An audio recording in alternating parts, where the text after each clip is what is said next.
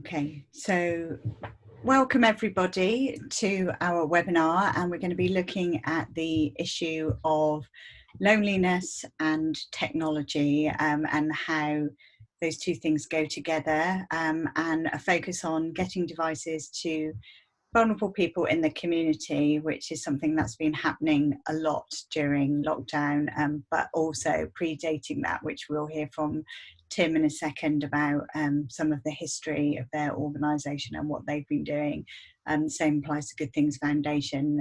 Both organisations predate the situation we find ourselves in by some way. So just some brief introductions. I'm really delighted to have such a fantastic lineup of experts here today. So we're joined by Tim Leach, who is CEO of Wavelength, Angela Ellis, who is Head of Digital Social Inclusion Delivery from Good Things Foundation, and who's been very involved in Future.now and Devices.now, which is what I think Angela will be specifically talking to today, as well as a few more details. We've got Yasmin joining us as well from Wavelength, so just hi to her. And then we've got Myles, who is our AbilityNet volunteer from Warwickshire, I think, no, Wiltshire, that's right, isn't it, Myles? So Myles will also be explaining how AbilityNet can support people once they've got a device. So I'll just move on from there. And move to a little bit of housekeeping. So you can see at the bottom of the screen, we've got some live captions running. They're not perfect. They're being generated by the PowerPoint presentation that I'm using, and we've just got a button ticked on there. But hopefully they're good enough for people who need them to follow along. We are asking people today to use the Q&A window, and please do pop any questions you've got in there. We're not using the chat window, if you're familiar with that, and there's a couple of reasons for that. One is it just makes it easier for us to manage, but the second one is an accessibility reason. Anyone who is using a screen reader, anything that's popped in that chat gets read out automatically, so it's quite a lot of noise for people who might be using a screen reader to help them. So that's the reason that that's switched off. After our session today, we'll be making slides, a transcript and a recording available. They'll all be posted on the website, and you'll all be notified via email.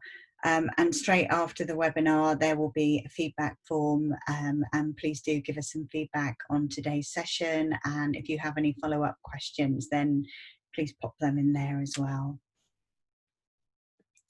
So in terms of what we're going to be talking about today, as I said, you won't be hearing from me much. So we're going to be looking at the role of devices and technology, specifically during the time that we've been living through. But as I say, both organisations have got a really proud heritage in this area, and I know they're chomping at the bit to tell us about that as well. And then we'll also be hearing from our AbilityNet volunteer, Myles, about the specialist help and support that AbilityNet can provide for people who are using multiple devices. And then at the end of the session, I'm hoping that we will have time for questions. As I say, please pop them in the Q&A. And if we get lots of questions, we'll do a follow-up blog post for any that we don't have time to answer today. So without further ado, I would like to hand over to Tim. I'll just give you a couple of seconds to pop yourself off mute. And just as by way of introduction, as I say, Wavelength have got a really long history in this area, so I'm excited to hear about it.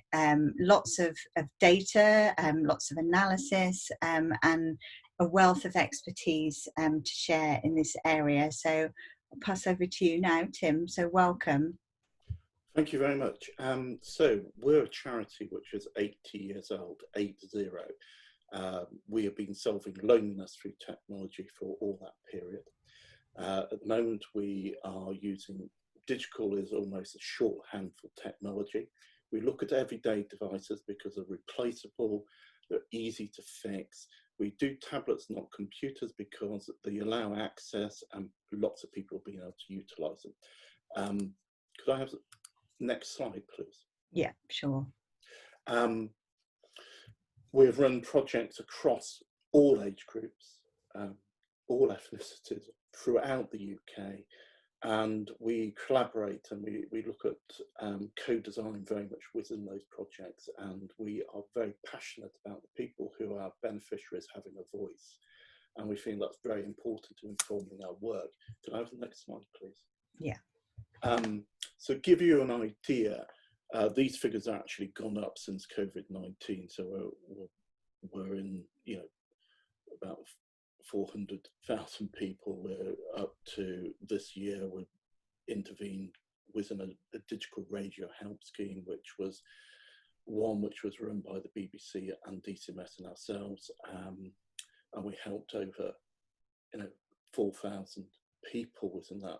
And those applications on one day reached 9,000 applications. So we screened them and got stuff out to people most in need.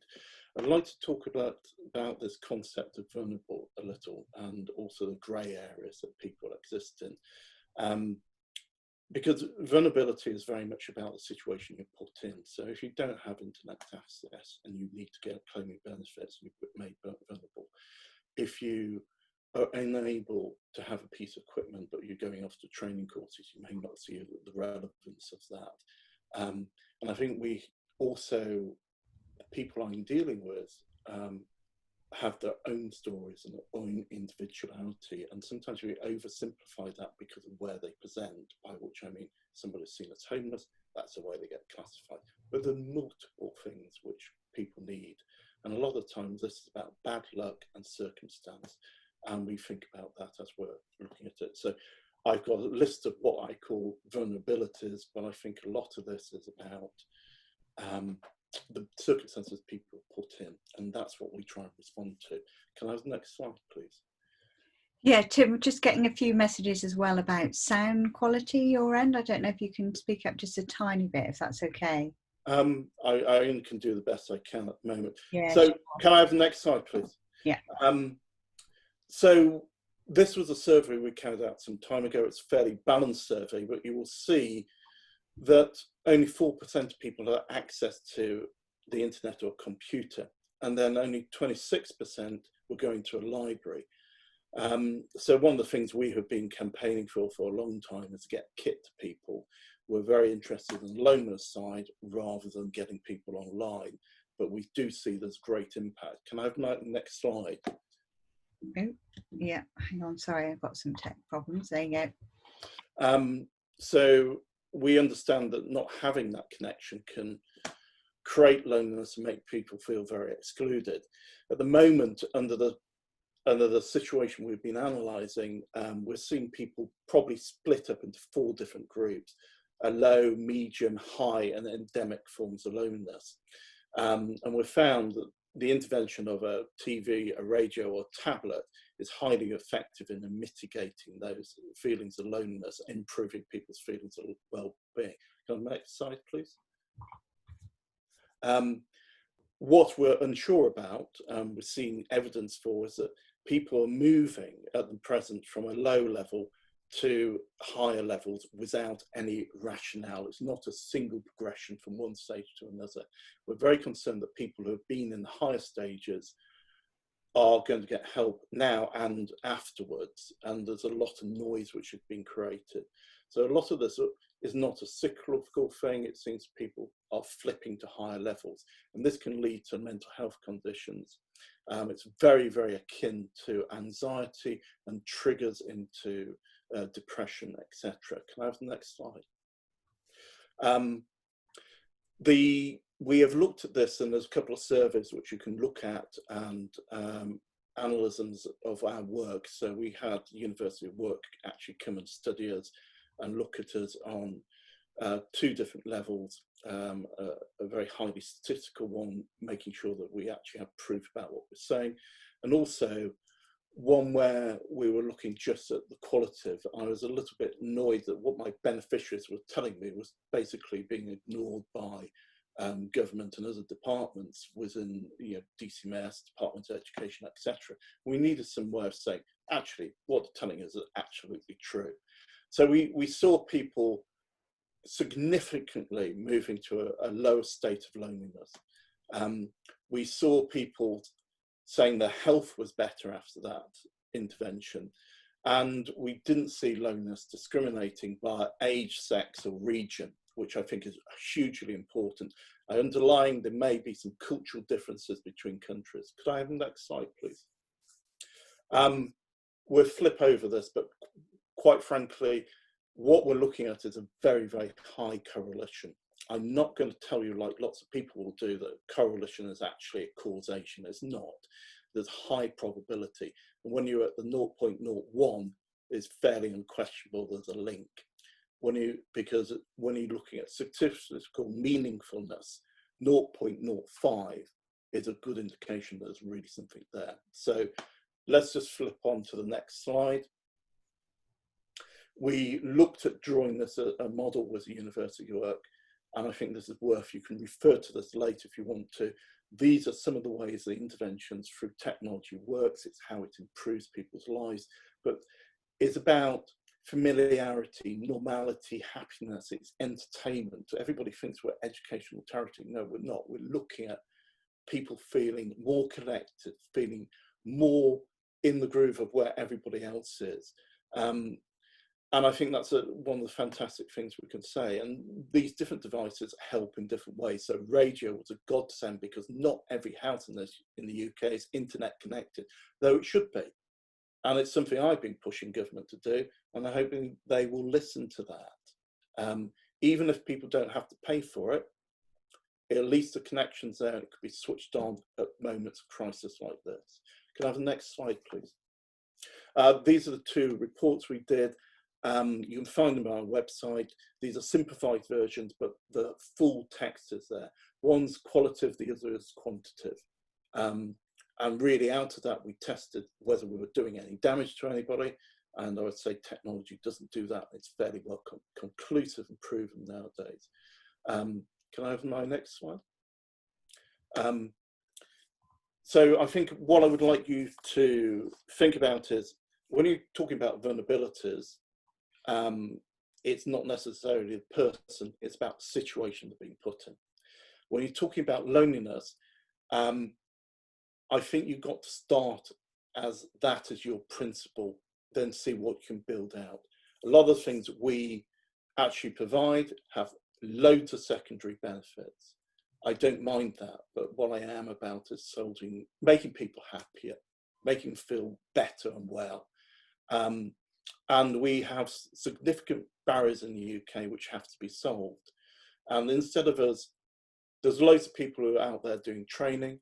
I can say a lot about that, what I think about it, but there's not a hell of a lot of people who have been providing devices, and we have always ploughed this furrow that you need to give people and take the risk on behalf of people who cannot afford to take that risk, the opportunity to do that. And what we do is provide a bit of kit, but our kit is very much about salting loneliness. And an example of that would be one of the first organisations we worked with was The Passage and something called Home for Good, where people who had taken up accommodation and been dispersed from all their friends were going back onto the street. By giving them a tablet, they were able to communicate with each other, able to meet up over the weekends and do free events, able to find out what's happening in their local communities, able to have a bank account, and get online and sit in a coffee shop and have a cup of coffee, use the internet and feel that they should be there. And I also think that the final thing about giving somebody a gift is that they feel valued about that. It isn't just about, well, you need to use that to get an education, you need to use that to get a job, you need to use that to get a house. And lots of those things happen, but they're incidental. And I think if you give people the freedom to just try and use the thing, you start to take account that we have this relationship with technology where people exist in what I call grey areas. We're very good at certain things, but other things we're not that good at. And a lot of what government wants to do isn't what most people are good at, particularly my beneficiaries, who are probably find it more problematic that things are within the written language, and the internet has turned it into a written text-rich format, which is fairly impenetrable, even if you've got a screen reader, even if you've got text-to-speech. If you can't read and you've got a cognitive processing issue around sound and visuals.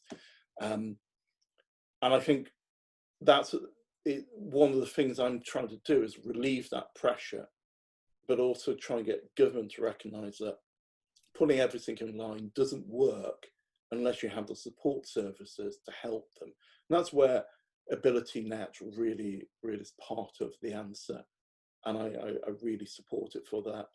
But also it's about keeping non-digital services to support people within, banking, within all the online services there. So it's very important we have good access, not just to the internet, but to other services. So I'm going to leave it there. Happy to answer any questions.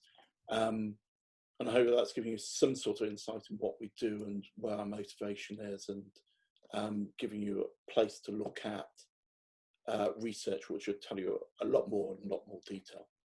That's fantastic. And Tim, I think you've done an amazing job of painting such a rich picture in a short space of time. And I just wanted to sort of briefly recap some of the territory you've covered, really.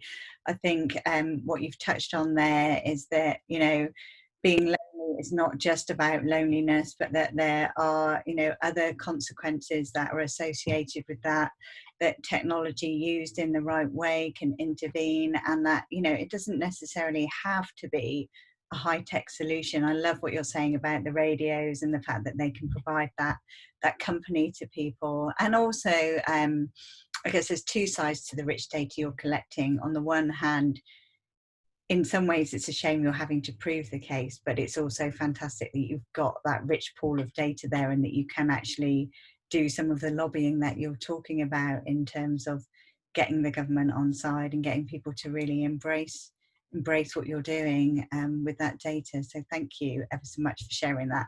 And I can see some questions coming in, but I'll save those to the end, if that's okay, and just pass over to Angela now. And I'm sure some of those themes will come through when we talk about Good Things Foundation and devices.now, certainly in terms of shared demographic, I think, Angela, and the people that you're talking to, there'll be some overlap there with what Tim's touched on. Yeah, absolutely. Thanks, Sarah, and thanks to Tim. It's great to follow on from what you've already said, and lots that we can echo certainly at Good Things Foundation.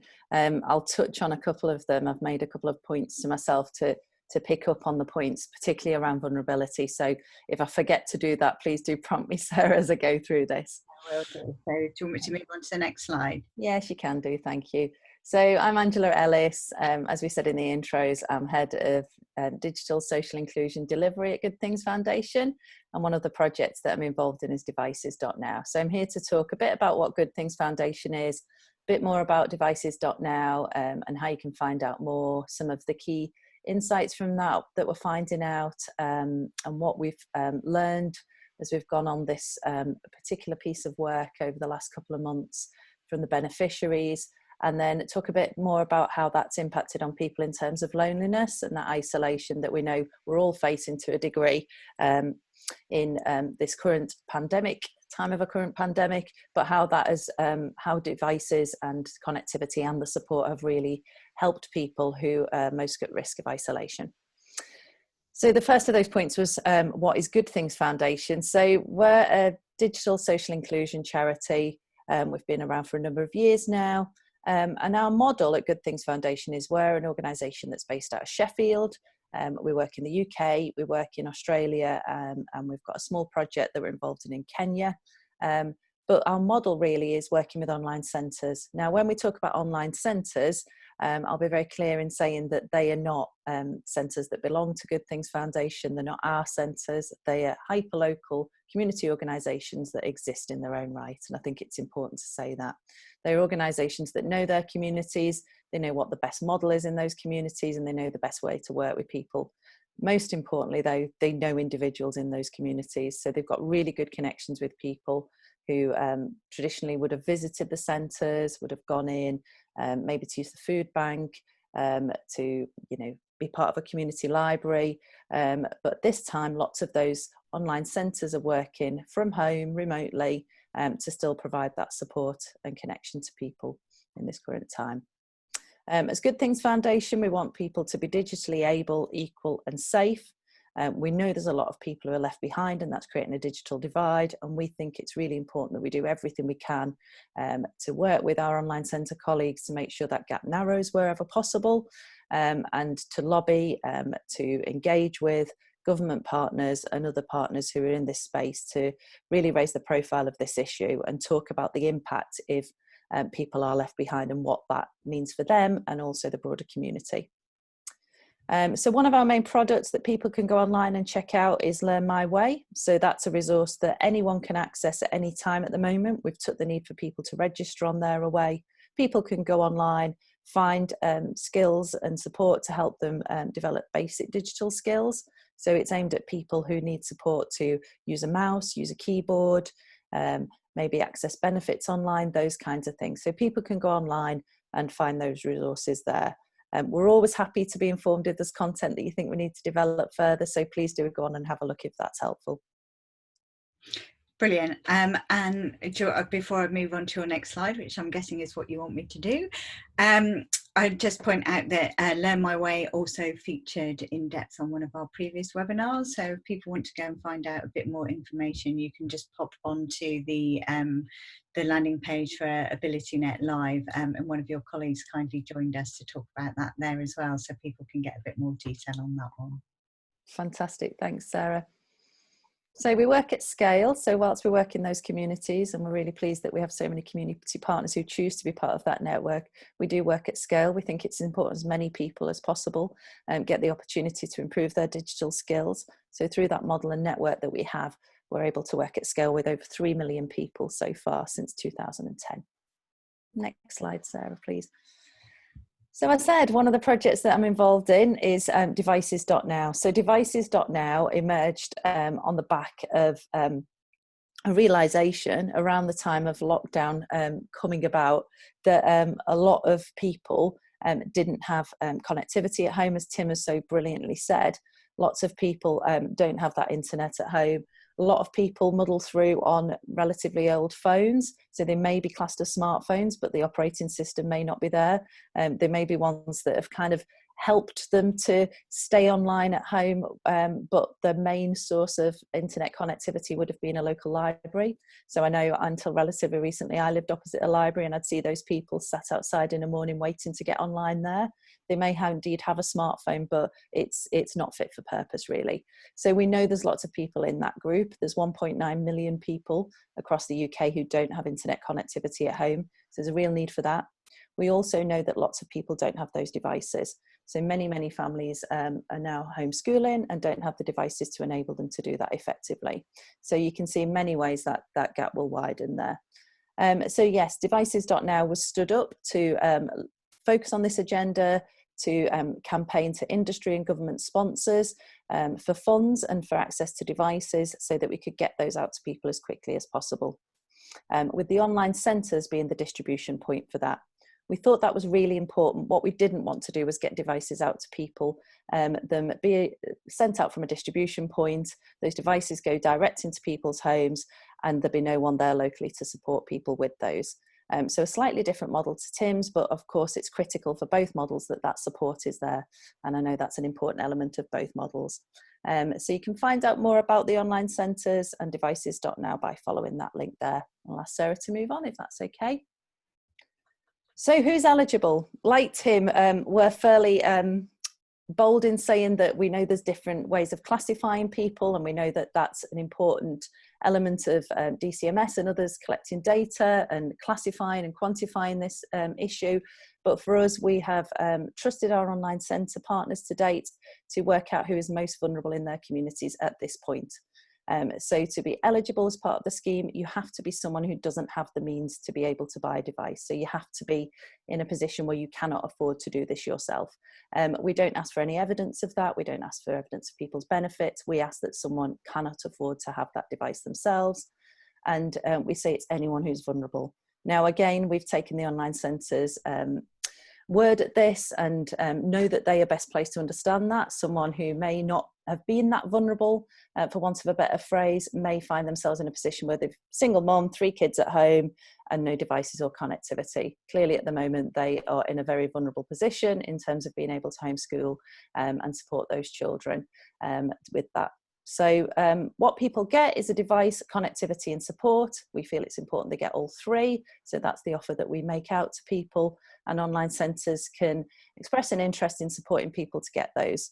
To date, the online centres haven't received any money for that support. What they are committed to is making sure that this benefits people in their local community, and they aren't doing this for their financial gain. Clearly, we want to sustain the network and we want to see them continue, but we know online centres want to support people and want to do that long term, and part of that is reaching out and making sure that those people get a device now. We've got over 2,000 devices out in the last couple of months, but that's not enough. The demand is absolutely huge. I talked at the beginning of this about there being 1.9 million people without connectivity at home. We know that the need for this kind of support and this the devices is huge. We have over 8,000 people at the moment who have expressed an interest in getting a device, so we cannot fulfill that need right now, and it is a really urgent need. Thanks, Sarah. We'll move on. So what have we done to evidence the benefit and the impact we've had to date? Well, we've produced some impact reports, the first of which is there. And if Sarah doesn't mind, we'll move on to the next slide that gives an overview of some of the stats from that. We have published the new version of this, and I'll include it in the Q&A panel in a moment. So the last version of the impact report was published yesterday. Similar demographics of people that are receiving the devices. Lots of people are fully self-isolating, but you'll see from that lots aren't. And we've not discriminated against one group. We've said again that it's the online centre who know this group of people more than us. You'll see lots haven't received the NHS letter to say that they need to shield, and lots have. Again, like Tim, you know, we're always a bit cautious about using these vulnerability terms, but we have asked online centres to use these broad brush terms here in terms of socially vulnerable and then socially clinically vulnerable. What we mean by the socially clinically vulnerable is people who have received that shielding letter, so it largely follows that. Thanks, Sarah. We'll move on. Now, what I wanted to finish with, and I won't show this now because there's bound to be problems with the technology and there's lots of other great stuff to cover as part of this webinar, is Mabel's story. So as I say, I won't show this now, but I would urge you to go on and look at Mabel's story after this session.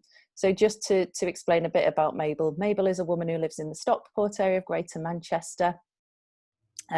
She's a woman who is an older person. She has a daughter in Australia who she's always spoke to on the phone. Clearly there's an expense to that. She's someone who's accessed a local community centre where she knows the staff there. And so when this scheme came about, they said that it would be great to get a device to Mabel. One of the digital champions at the centre knew Mabel already. They were able to hygienically deliver the device to Mabel, and that's something we do. We issue hygiene protocols for all of this. They dropped it off at her door, had a brief chat to Mabel, arranged to speak to her on the phone. What Mabel didn't know was that they'd already preloaded that device with an app that enabled Mabel to click on it and speak to her daughter in Australia and to see her face for the first time in 20 years. So that's had a brilliant impact on Mabel's life in terms of loneliness and isolation. Mabel was someone who could get to that community centre, meet people face to face, speak to her daughter on the phone prior to lockdown. And obviously lots of those things went at that time of lockdown. So to see her daughter's face has had a real impact on Mabel. She's now connected to her grandchildren in Australia too. And just one of the many stories that we're starting to hear back from people.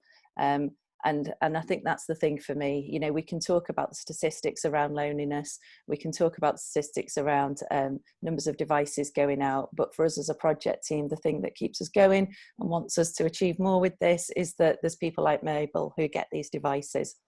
Another story would be one from Ron. So Ron is a gentleman in the London area who's received a device, is now connecting to family and friends through that. He's able to check his premium bonds online. He's making doctor's appointments. And this is someone who had very basic digital skills prior to lockdown. So the device has really enabled him to connect in many different ways, not only with family and friends, but also with medical services. He's doing financial transactions online. So there's a real impact on people. And obviously, a key part of that is making sure that they're not lonely anymore, but just feeling like they're part of that community, as Tim said, people feeling that they are able to engage in the same way as the rest of us can. So thank you for that. I'm going to stay around for question and answers too. Brilliant. Thanks ever so much for that. And I think a couple of things just to pick up on that. One is that community focus that you've got, which is something that definitely resonates with AbilityNet, but also a word that's come through really strongly in your presentation and also Tim's, is that one of impact. It's not about the tech, is it? It's about what it can do, which I hope is where the lovely Myles comes in, because that's his area of expertise. And I know that your role, Myles, is very much about not just people having these devices, but what they can do with it. So I was wondering if you could tell us why you decided to get involved with AbilityNet, and a little bit about what it is that you do for us in terms of working in the community and helping people make more of the devices they have.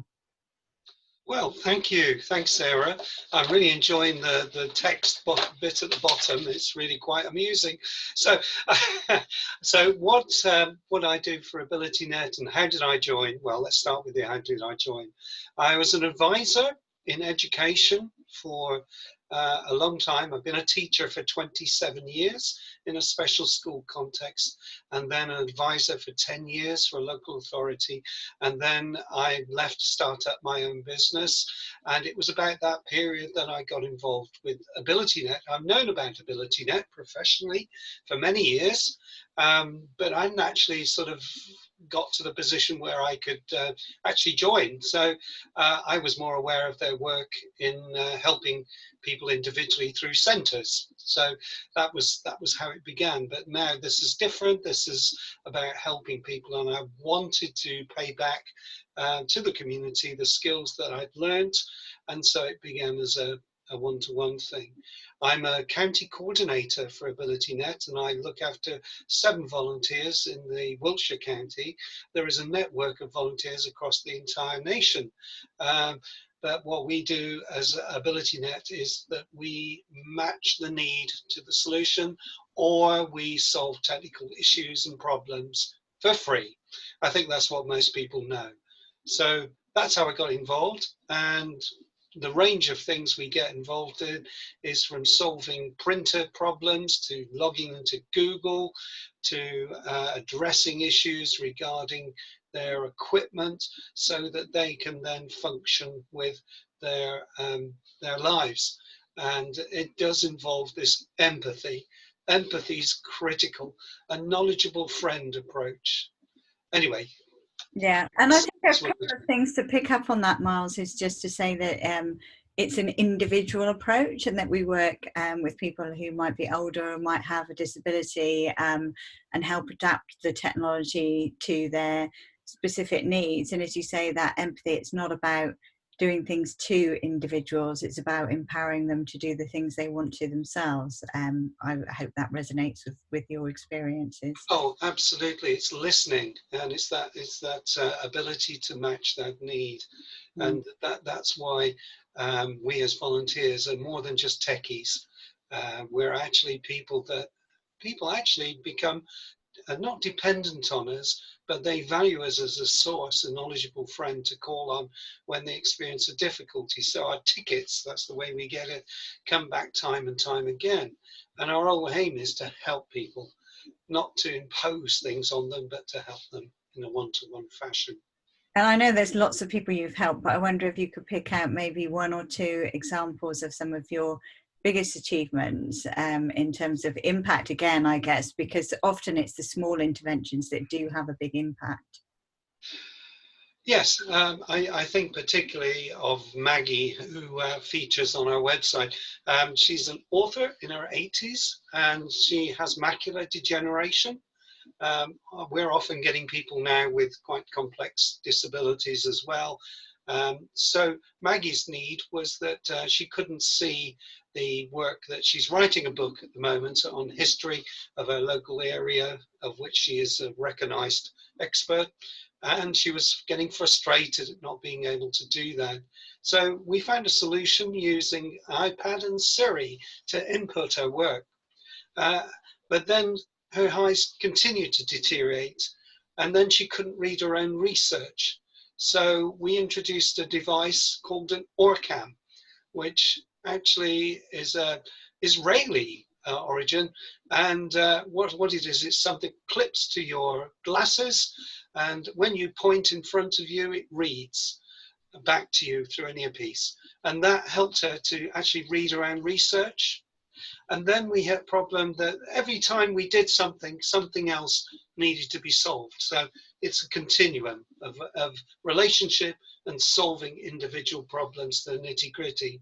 So although, Sarah, you mentioned simple little things, if I just mention one other, which is basically one that we have a number of people with the same problem as Maggie, and introducing a smart speaker can enable them to make phone calls really easily without the need to remember holding a magnifying glass or typing in numbers. They can just say, call Fred, call whatever. That's made a huge difference in many people's lives. Fantastic. And keeping an eye on the time, but I was wondering if you could just briefly tell us about what you've been doing during lockdown, particularly in your community, because I know you've been helping a whole congregation to get online. Perhaps tell us a little bit about that.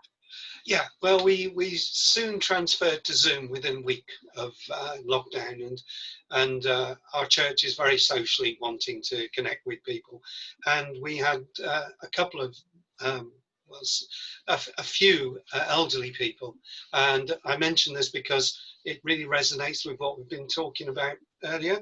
And one particular lady, she had no internet, she had no smartphone, and she was making calls into conferences like this through the telephone, which is fine, but it leads to all kinds of difficulties about background noise, being able to hold the phone for a length of time, or even all sorts of issues like that. So the church decided to purchase a few tablets. We didn't know of your organizations of Wavelength and devices.now. And so the church invested in that, and we invested in tablets and portable Wi-Fi. Several of the questions are referring to that. And so the church has invested in that.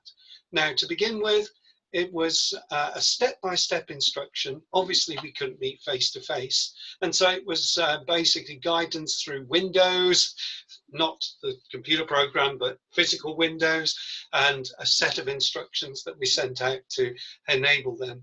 And the first few weeks, it was mainly getting the Wi-Fi to connect to the tablet that was the issue. And I'm pleased to report, and I'm absolutely delighted that we had two ladies in this context. And now I don't get the calls, because what is critical if you're introducing technology, support, just in that initial phase, to make sure that everything's working fine. And that was needed, and now it's not. And I'm so delighted, because these people have come from nothing to this status. In other words, it's probably ground zero in terms of how we help people. So that's been really important. Brilliant. Thank you, Myles. Thanks ever so much for that overview. I'm not going to read all of this out, but there are some details here about how to get in touch with AbilityNet, as well as some of the online resources. As Myles and I have said, there's a lot of self-help available as well. My Computer My Way, similarly to Learn My Way, has got lots of information on there that can help people. We also have free fact sheets to help people there as well. I just wanted to briefly touch on how we're making a difference to our clients, and we similarly are collecting figures around the impact that we have. You can see some of those on screen here. So 80% of clients are saying that they are better able to use technology thanks to support from people like Myles, and as he said, he gives his time for free, which is fantastic, so thank you very much. And then you know, more you know, we've talked about fun, but in terms of independence, 76% of people feel more independent and 69% feel less isolated. So again, I think that's just reiterating that it's not necessarily about the tech per se, but it's about the impact that it has on real people's lives. So yeah. So Q&A, I can see we've got a lot of questions and I'm going to go through those in a second, but first I'm going to take chair's privilege and just ask Tim first and then Angela. I wondered if you could give me your thoughts on whether you feel that the time that we've been going through has been an acceleration in terms of getting devices to people who need them, and also how much further you think we need to go. So just briefly, Tim, if you'd maybe share some thoughts on that. I think what we saw historically, and we've analysed actually, looking at the sociology of this, is that people are very resistant to technology in a natural way. I think you looked at Japan, they have a different ethos, a different culture and relationship, and see it as an add-on. Whilst we look at it in a different way and we're immediately a little bit of a Luddite, we want to break it, we don't want to use it, sort of thing.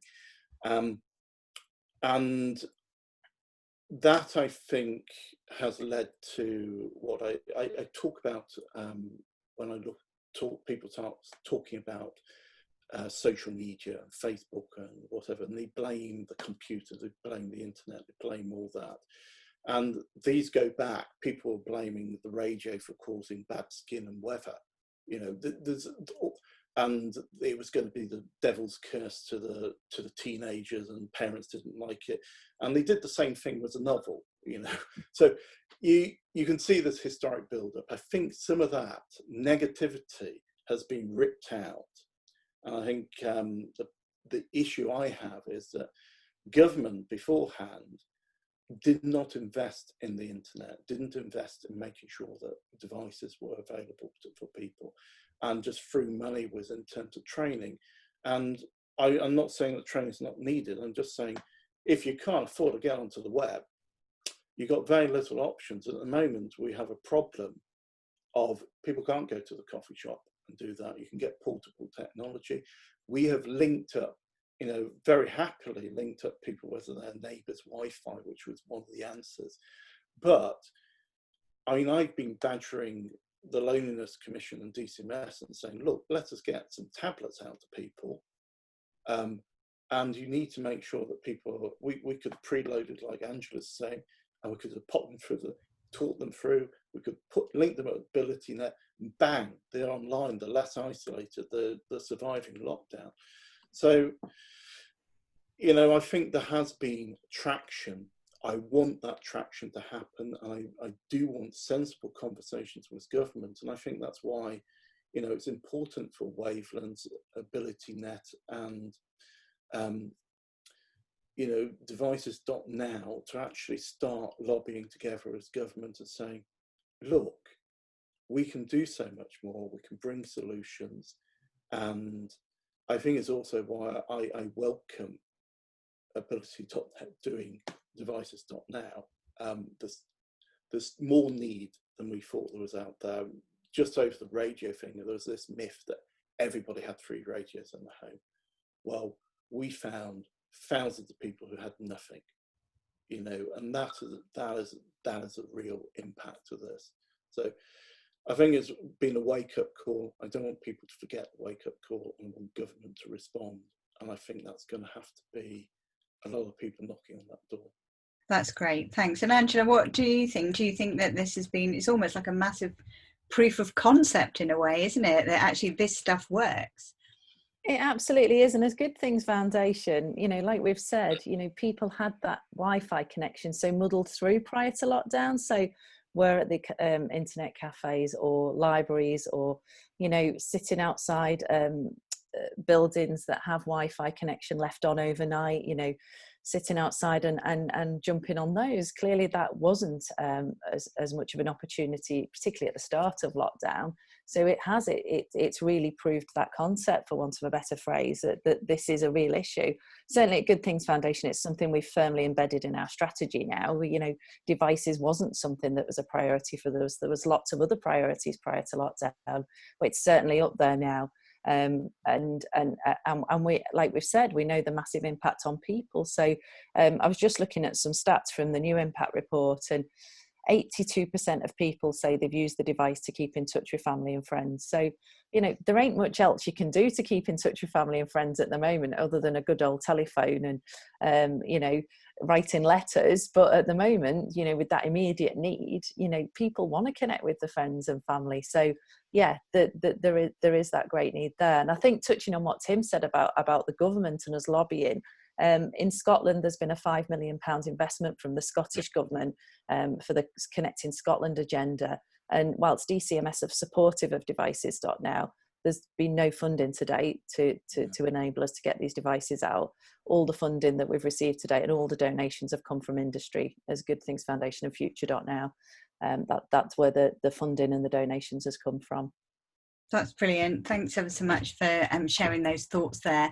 I just wanted to run through a few questions from people who've joined us today. There's an interesting one here from Gloria, talking about a younger demographic, 16 to 24, being brought up on technology, and pointing out that loneliness is still an issue for them, which resonates with me. I know in some of the statistics it's actually a bigger issue for that demographic. And the question is, do either organisation have any findings or research about a younger demographic and loneliness?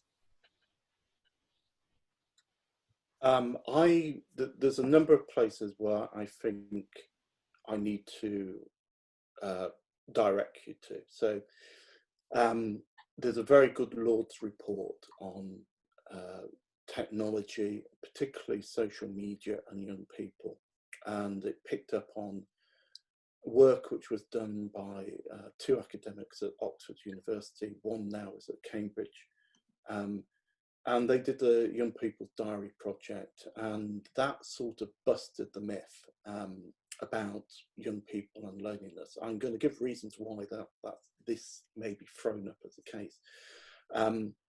But a lot of this started, the ground zero was a researcher in the US who has completely kept on saying single access devices, screen technology was bad for young children. It was causing all different problems. It was causing loneliness. And I think when challenged to reveal her research, she hasn't. And secondly, a lot of the stuff which is now being done by that Oxford paper has shown social media is the last of the worries. It's more to do with families and connections. There also was a report called Screened Out, which was fundamentally flawed. It was an analysis of the English data, which is held at, I think, Essex University. And the problem with that was it did a comparison of active children against non-active children.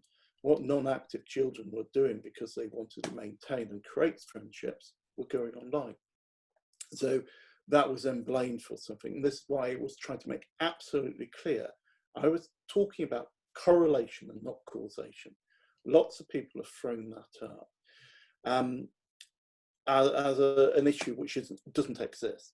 So going back to the other thing which has lately happened, there was a big online report done by the BBC. I have to say I'm extremely interested and particularly affected by what we can do around young people. I'll come to that later and why. But there's research which was done with the BBC, and through that, it threw up that young people were lonelier. But more key was that older people reporting they were lonelier when they're younger.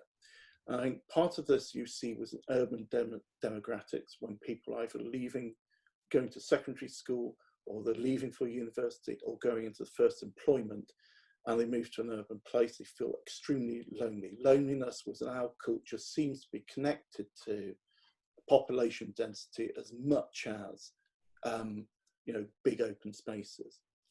and different cultures works slightly differently. So that's one of the things which threw that report.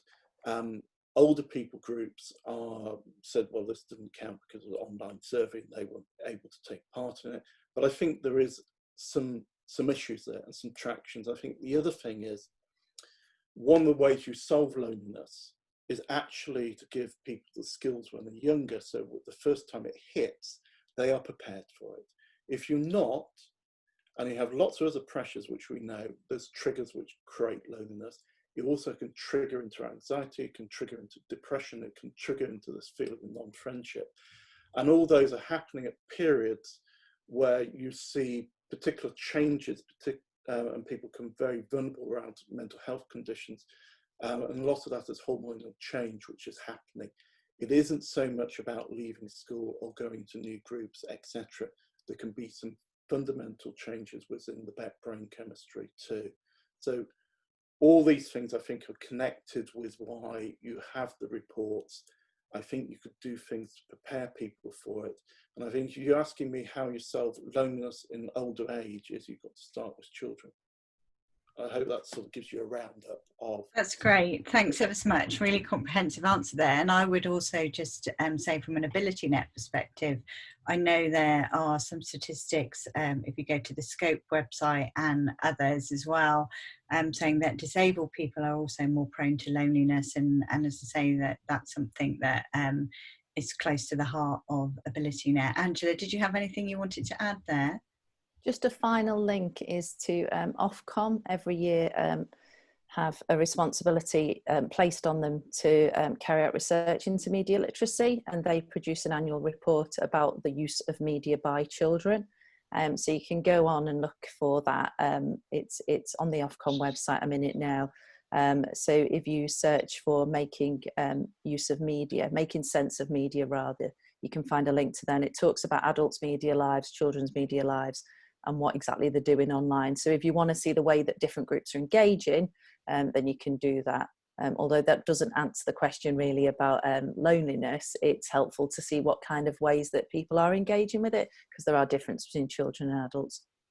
Great, thanks very much. And I'm afraid we're really close to time, but there is a question here which I think I know the answer to, but I just want to very briefly put it out to Tim and Angela and possibly Myles as well, about does the beneficiary need to have a basic understanding of tech, or at least an interest in learning? And I guess the question from Colin there is, in order to receive a device. So I'll just throw that out to both organisations there. Yeah, so one of the things that we know as Good Things Foundation, we look at motivation as a factor in stopping people wanting to go online. So we know, particularly in the age group 65 plus, there's never really been that motivation. And I know that's a very general statement, but motivation has been lower in that age group than any other age group. But we've found that has changed during lockdown. You know, people are starting to hear, older people are starting to hear that, you know, it is a way for them to connect. They want to be part of that. So that has changed. And we know that motivation is to be online and to engage digitally has become less of a factor during lockdown. Great. Tim, did you have anything to add there? To apply to us, it is about whether people are lonely and isolated and whether they can afford the actual equipment. Mm-hmm. We are not a charity that supports education. So actually we want people to have fun and be connected with it and meet others and enter into real life situations. And tech does do that, but you know, technology doesn't work without people. That's what I would say. It's as long as you see it's people centric, we'll give to people who are combating loneliness. Mm-hmm. Great. And Myles, over to you, because I know, I guess that just echoes what we were saying earlier about the fact that that patience, almost the time that you're willing to invest. It's not a test, is it? You're there to support people, to empower them to do things at their own pace.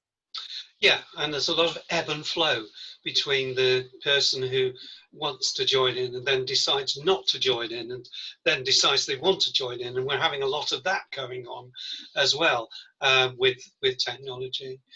One of the questions that come up, and I wonder if I could briefly answer it, because it says my Wi-Fi, mobile Wi-Fi, where do you get it? Well, you can find it from most suppliers, and it's a little device. There is a cost each month. And if you're running a meeting like this, we reckon it's running at 0.25 gigabytes of data for an hour's meeting. So there is running costs. And yeah, I think basically people, particularly in the learning disability group, we're finding there is a lot of emotional impact of coming out of the pandemic, scaredness about going back into society after that. So it's had huge emotional impacts, and we supported those people by actually getting them to talk to each other through the media with this kind of means. So I think we might have not a pandemic wave, but we're certainly going to find that people will need to connect with people, get over the fears of going back into society when you have a disability, which isolates you by definition. Yeah, that's a really interesting point. And just to reference another of our previous webinars, last week we heard from Grace Eyre, who actually have been connecting learning disabled communities through a friendship group online. So there are just so many ways that I think technology can help a whole range of people, and it's fantastic to have heard a snapshot of that today. I'm just going to skip through it and see if there is another quick question that I can just squeeze in and see if there's anything. There's a comment here actually which might be useful. I know there's a comment about Scotland saying that connecting Scotland devices have been allocated to local authorities and people can apply to HSCP or councils to access those devices, which might be useful for anybody in that area of the country. Also saying that mental health social groups are not meeting, and so it's important for those types of organisations to reach out online. So I think time has defeated us, so I'm just flicking through. And I also am aware that when I click the right button, this meeting ends very abruptly. So I would just like to, on a personal level, offer my thanks to all of the panelists who have joined us today. I think it's been a really interesting webinar. And as I said, all of the video and the transcript and the slides will be shared afterwards, so you can find out more about the organisations and also about AbilityNet there. And as Myles has picked up on, there are a lot of questions about portable Wi-Fi and getting connected. So I'll take that on and make sure that we follow up with some information about that after our session today. But people can also ring the AbilityNet helpline and there's support there. Yeah.